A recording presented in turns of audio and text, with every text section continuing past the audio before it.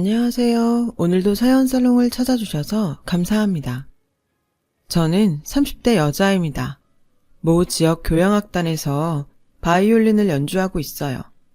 물론 음대에 갔을 땐 세계적으로 유명한 바이올리스트가 되는 것이 목표였지만 세상엔 저 말고도 잘하는 사람이 많았고 현실의 벽에 그저 전 앞으로도 제가 좋아하는 바이올린 연주를 계속 할 수만 있으면 좋겠다고 생각했어요.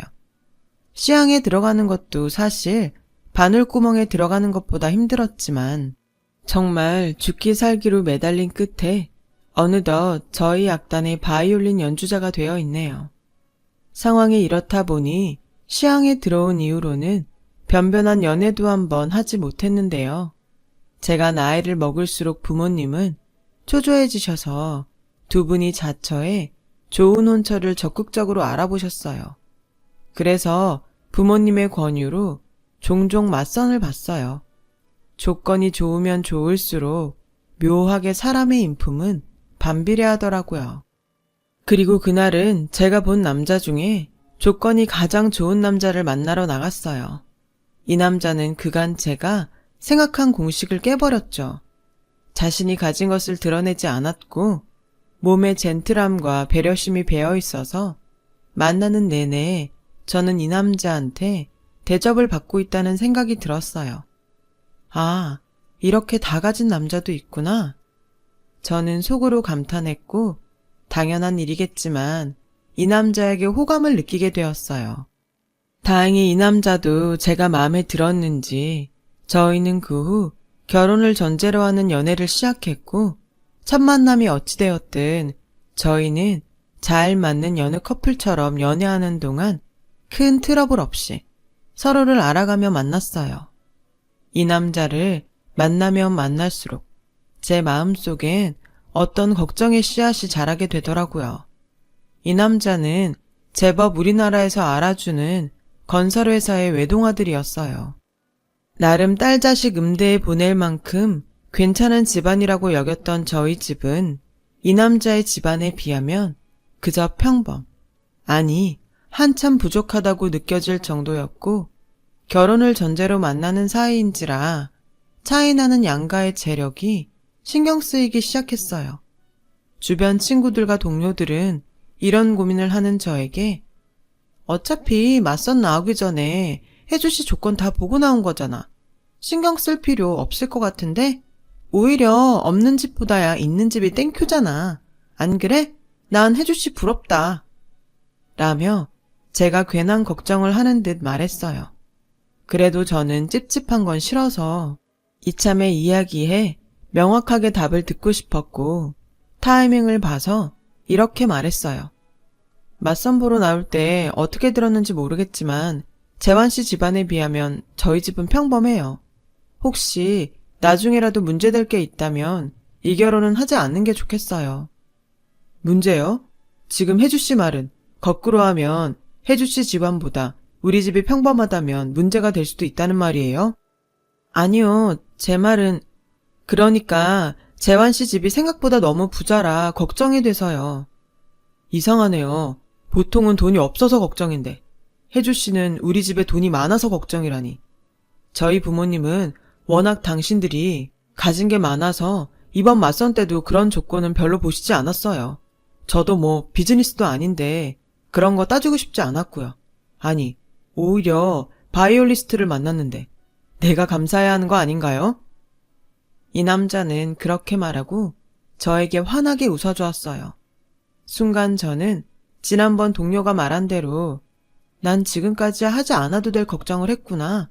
이런 남자라면 더욱 믿고 결혼해도 괜찮겠다. 라는 생각이 들었어요. 그렇게 저희는 맞선 본 지 1년이 되지 않아 서로 양가에 결혼하겠다고 인사를 드렸죠. 이제는 남편이 된 그이의 말대로 재력가인 예비시댁에선 저희의 결혼에 가타부타 하지 않으시며 결혼을 찬성해 주셨어요.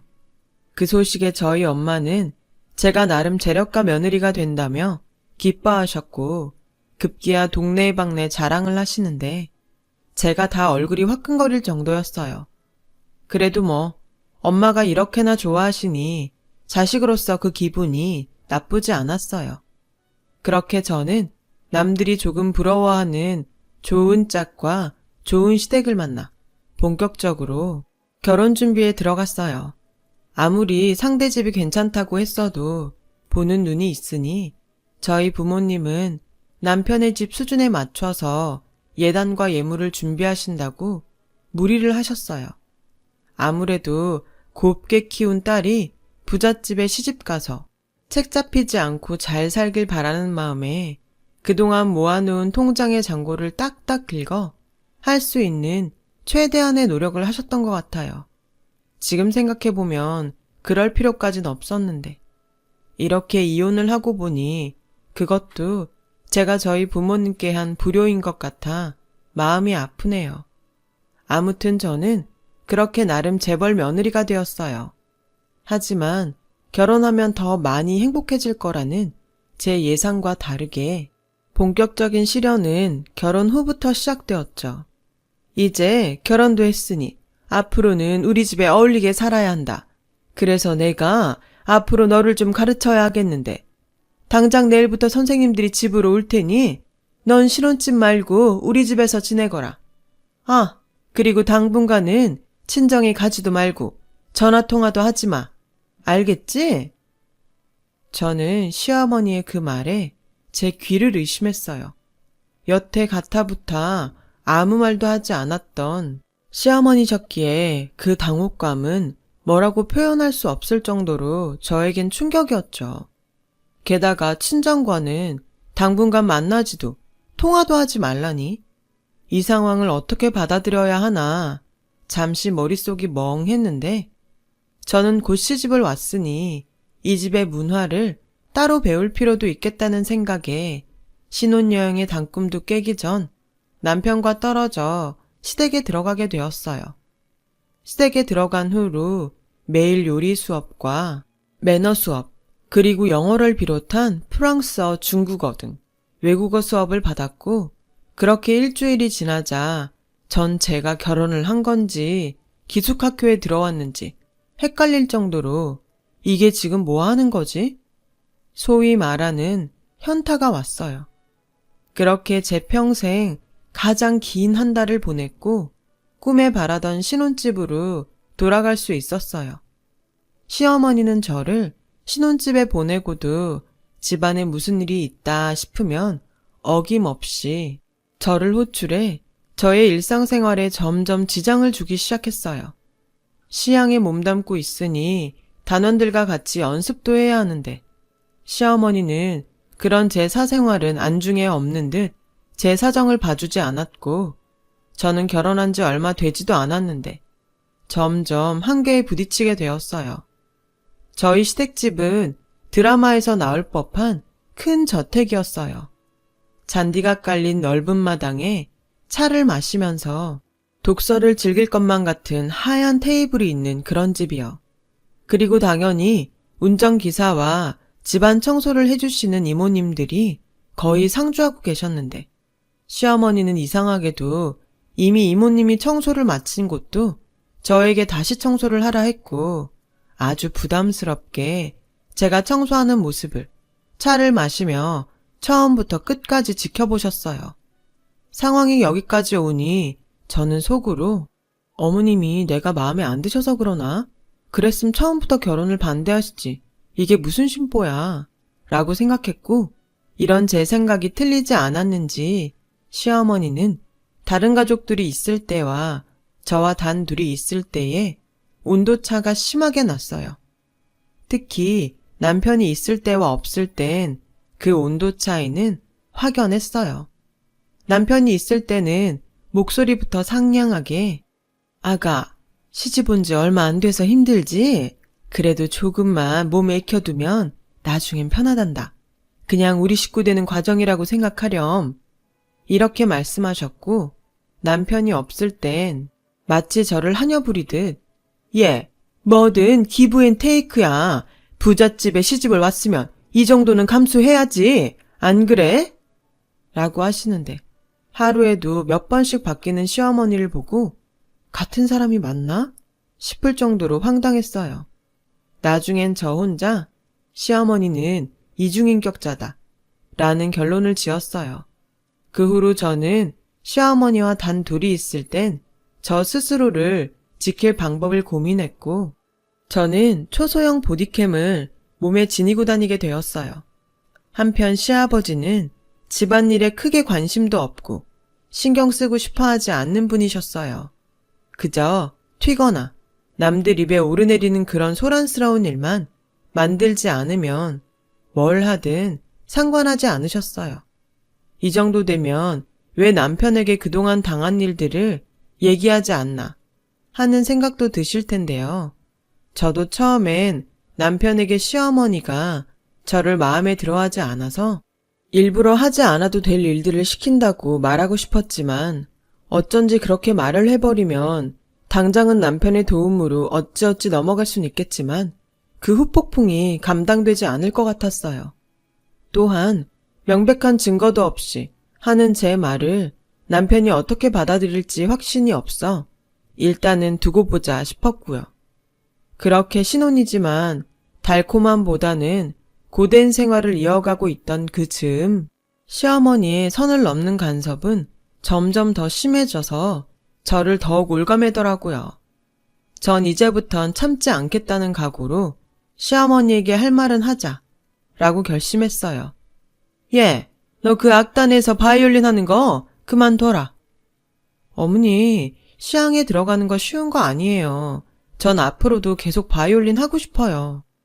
시어머니는 당신의 말에 토를 달기 시작한 저를 보며 인상을 잔뜩 찌푸리셨고 화가 단단히 나셨는지 목소리를 높이며 이렇게 저를 다그쳤어요. 너 지금 어른 말에 토 달았니? 매너 수업 때 뭘 배운 거야? 내가 너 이따위로 하라고 그 비싼 수업료 낸 줄 아니? 그 수업 제가 받겠다고 하지 않았고요. 그리고 이건 수업하고는 상관이 없는 것 같아요. 어머니가 저 마음에 들어하지 않는 거 저 알아요. 근데 결혼할 때 반대 한번 하지 않으시더니 왜 이제서야 이러시는지 저는 정말 이해할 수 없어요. 왜 이제 와서 그러냐고? 난 처음부터 그렇게 잘나거나 그렇게 못난 며느리 말고 딱 너 같은 며느리를 원했어. 적당히 과거 타이틀 있고 그렇다고 내놓으라 하는 집안 딸도 아닌 딱 너 같은 애가 내가 다루기가 좋거든. 뭐라고요? 저는 시어머니의 그런 뻔뻔한 말에 모멸감을 느꼈어요. 그런데 시어머니의 다음 말은 저를 더 경악하게 만들었어요. 난 자기 주장, 자기 생각 그런 거 있는 애 싫다. 부잣집 작은 사모님 타이틀 얻었으니 다른 타이틀은 필요 없잖니. 뭐 어차피 네가 싫다고 해도 내가 나서서 너 해고하라고 할 거니까. 다른 생각은 하지 않는 게 좋을 거야. 그냥 넌 내가 시키는 대로나 해. 아, 그리고 몇 달 있으면 집안끼리 하는 갤러리 모임 있으니까 틈틈이 그림 공부도 해라. 너 가르칠 선생님도 내가 미리 섭외해놨으니까 곧 집으로 보내마. 다른 집 사모들도 며느리들 데리고 오신다고 하니까 너 준비 철저히 해. 괜히 우리 집이랑 내 얼굴에 먹칠하지 말고. 그리고 그때 입을 옷도 그날 아침에 보낼 테니까 무조건 그 옷에 네 몸 맞춰라. 시어머니는 당신 말만 하고 자리를 떠나셨어요. 정말 기가 차서 전 남편에게 울면서 전화를 했고 남편은 제 이야기를 다 듣고 자신이 어머니와 잘 이야기해보겠다고 말했어요. 남편은 퇴근 후 저와 본가에 가서 시어머니에게 제가 앞으로도 계속 시향해서 바이올린을 연주할 수 있도록 해달라고 말했어요. 시어머니는 저에게 펄펄 뛰었을 때와 다르게 난 그냥 새애기가 시집와서 할 것도 많고 배울 것도 많으니 일이라도 그만둬서 편해지길 바란 건데 네 뜻이 정 그러면 그렇게 해라 라며 세상 인자한 얼굴로 저에게 말씀하셨어요. 전 순간 소름이 끼칠 정도로 시어머니의 인자한 얼굴이 오싹하게 보였는데요.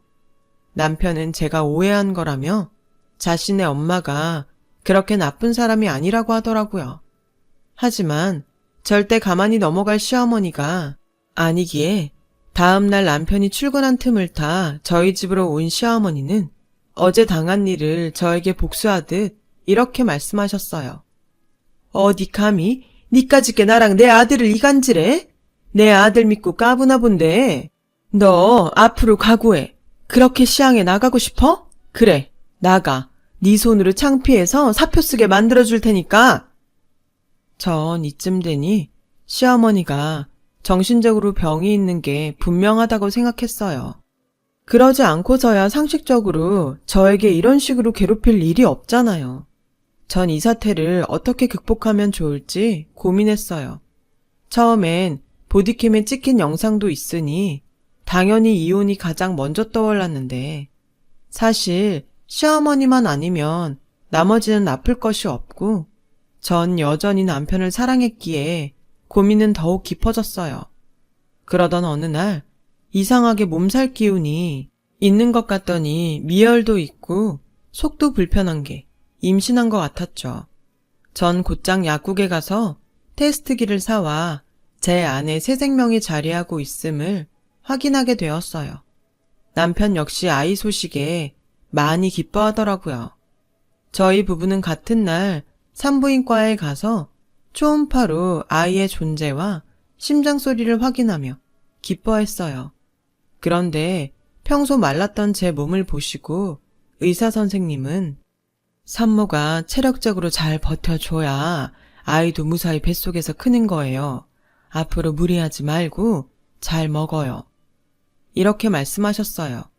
의사 선생님의 말을 듣고 시어머니가 스트레스만 주지 않으면 별 문제가 없다고 생각했고 어쩌면 아이 소식에 시어머니도 그동안 부렸던 심술을 좀 내려놓지 않을까 하는 기대감도 들었어요. 하지만 시어머니는 임신했다는 저에게 혹여 애 앞세워 어쩌겠다는 생각은 하지도 마라 라며 혹시나 했던 모든 기대감을 잘라버리셨고 그 후엔 저희 집에 미술 공부를 시켜줄 선생님을 보내면서 전 어쩔 수 없이 살기 위해 제 손으로 시향에 휴직계를 냈어요. 그리고 곧 문제의 갤러리 모임 날이 되었어요. 아침에 시어머니가 말했듯 모임에 입고 갈 옷이 도착했는데 임신으로 불어난 저희 몸은 도저히 그 옷을 소화할 수 없었어요. 무조건 그 옷에 네 몸 맞춰라. 전 시어머니의 그 말이 귓가에 맴돌았고 시어머니에게 전화를 걸었어요. 이 옷은 임신한 저에겐 절대 무리이니 다른 옷을 보내주시던 제 옷을 입고 가던 하겠다고 말할 생각이었죠. 그런데 내가 분명 말했지. 무조건 그 옷에 네 몸을 맞추라고. 어디 태어나지도 않은 애 핑계를 대면서 시어머니 말을 거역해. 어머니, 다른 건 몰라도 임신한 저한테 이렇게 타이트한 원피스를 보내시면 제가 이걸 어떻게 입어요? 그럼 다른 집 사모 보는데 격 떨어지게 인부복 입혀보낼까? 됐다. 그냥 넌 나오지 마라. 전 속으로 쾌재를 불렀어요. 원래부터 가고 싶지 않은 자리였는데 아이 덕에 가지 않아도 되었으니 이 아이는 태어나기도 전에 효도를 한 셈이었죠. 그런데 이런 저의 생각도 잠시였어요. 다른 집 사람들은 죄다 며느리를 대동하고 나서는데 혼자 모임에 갔던 시어머니는 또 화가 나서 만만한 저를 찾아오셨죠.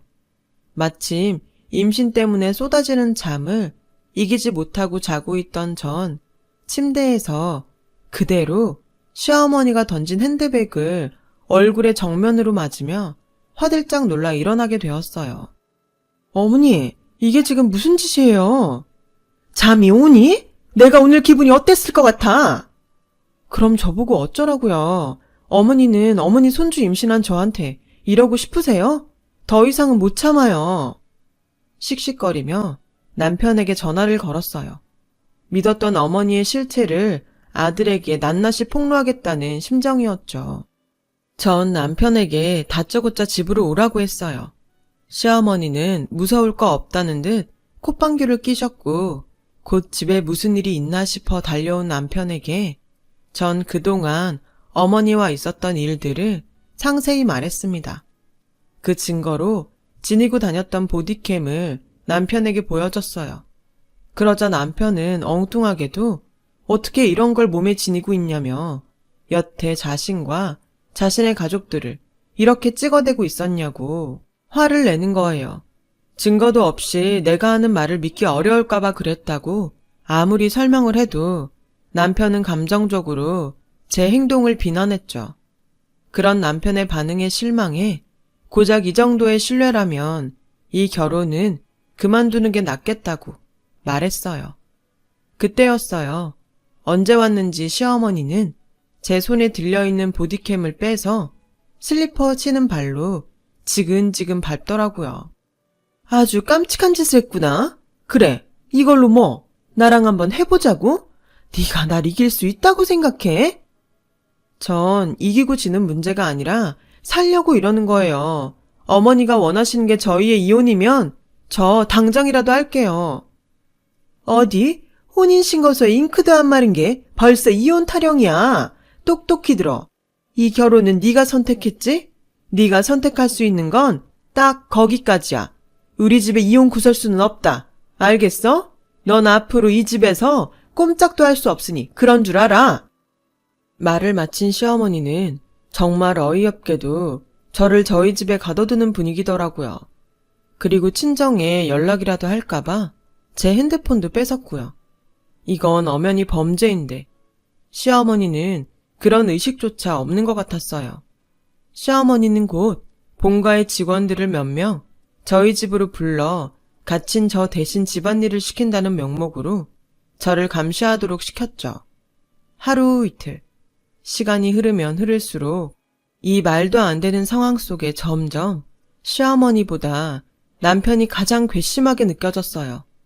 남편은 폭주하는 자신의 엄마를 말리지 않았고 도리어 제가 보디캠 같은 걸 가지고 다니며 이혼을 준비했다고 저를 몰아세웠어요.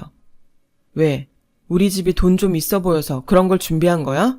난 당신 조건 같은 거 보지 않고 내 가족이라고 생각했는데 당신은 날? 아니 우리 집을 돈으로 봤구나? 애당초 처음부터 당신이 고분고분했음 우리 엄마가 그렇게까지 했을 리도 없어. 당신? 설마 그걸 노린 거야? 그러면서 임신까지 했어? 도대체 당신 계획은 어디까지인 거야? 당신이란 사람 소름 끼친다.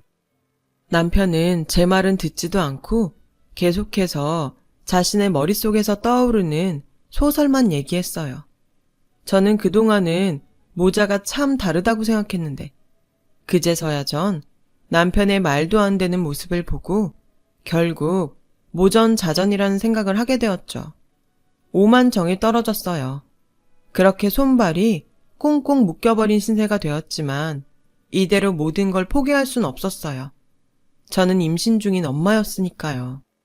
제가 이 지옥에서 나가야지만 나중에 세상에 나올 아이를 온전히 행복하게 키울 수 있다는 생각에 저는 필사적으로 거기서 나갈 방법을 생각했어요. 그리고 유일한 동아줄처럼 한 가지 생각이 떠올랐고 노트북을 꺼내 들었어요. 비록 핸드폰은 뺏겼지만 노트북을 이용하면 SOS를 칠 수 있으니까요. 죽기 아니면 까무러치기라는 심정으로 시아버지가 자기 목숨처럼 생각하는 아버님 회사로 이메일을 보냈어요.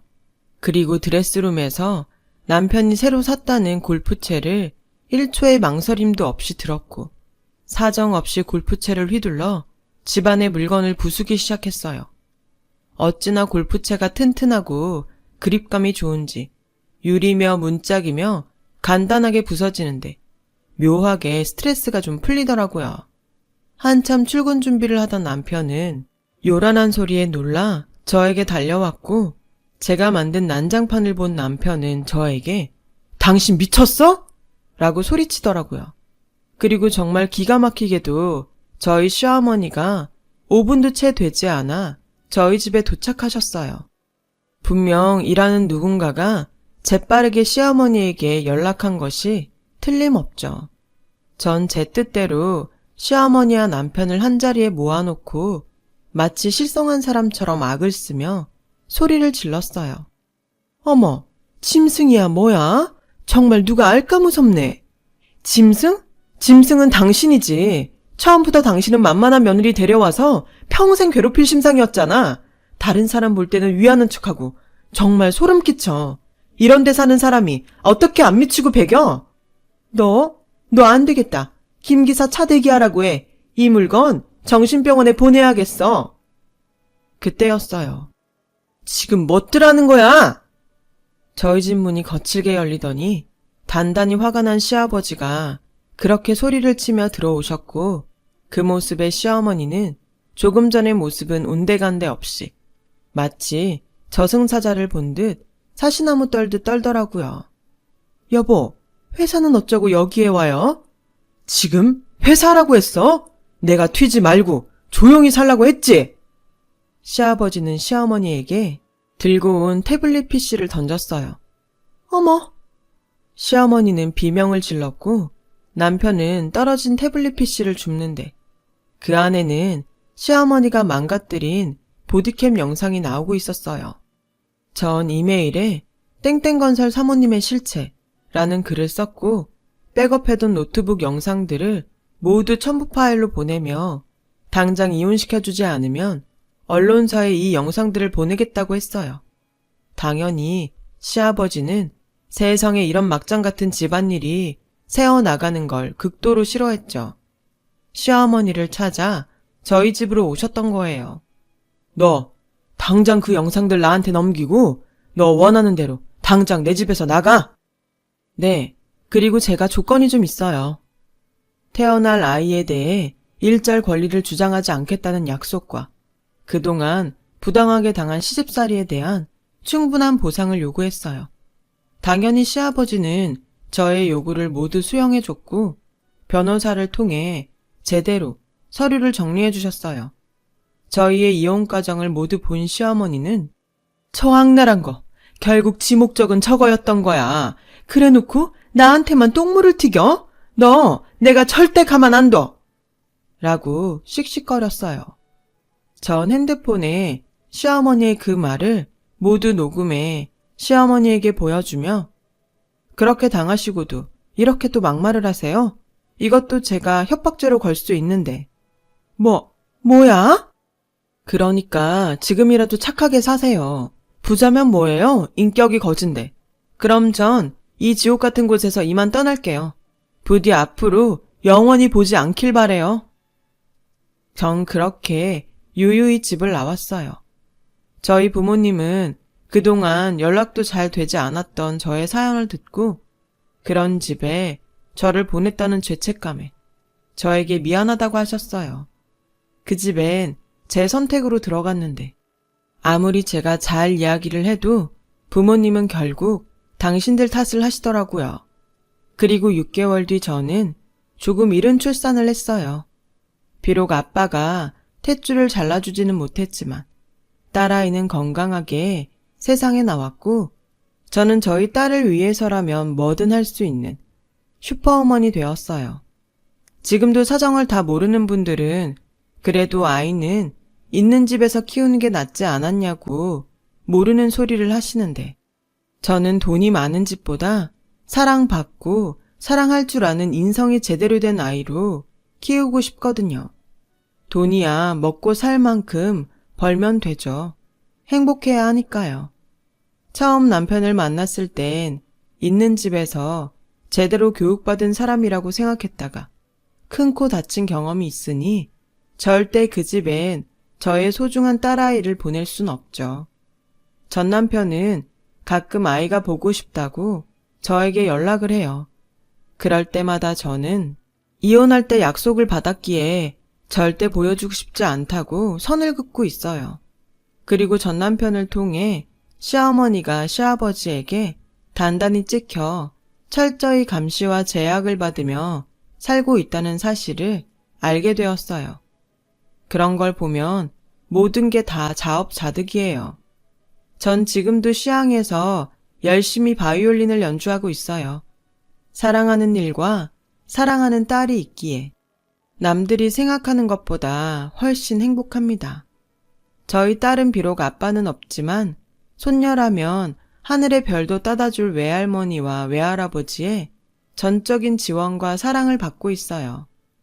저희 아빠가 정년을 앞두고 더 일하고 싶은 생각에 회사에서 독립해 사업을 시작하셨는데 워낙 발이 넓고 인망이 높아 하는 사업마다 아주 잘 돼가고 있어서 오히려 지금은 생각도 없는데 저에게 저희 집과 어울리는 혼처가 있다고 연락이 올 정도예요. 저는 이혼하고 다시 부모님의 딸로 또 세상에서 가장 귀한 딸의 엄마로 살고 있어요. 이 행복을 얻기 위해 그 험한 길을 걸었나 싶을 정도로요. 저는 앞으로 무조건 저희 부모님과 딸아이를 위해 더 잘 살겠습니다. 지금까지 저의 이야기를 들어주셔서 감사합니다. 여러분들도 어제보다 오늘이, 오늘보다 내일이 더 행복하길 바랄게요.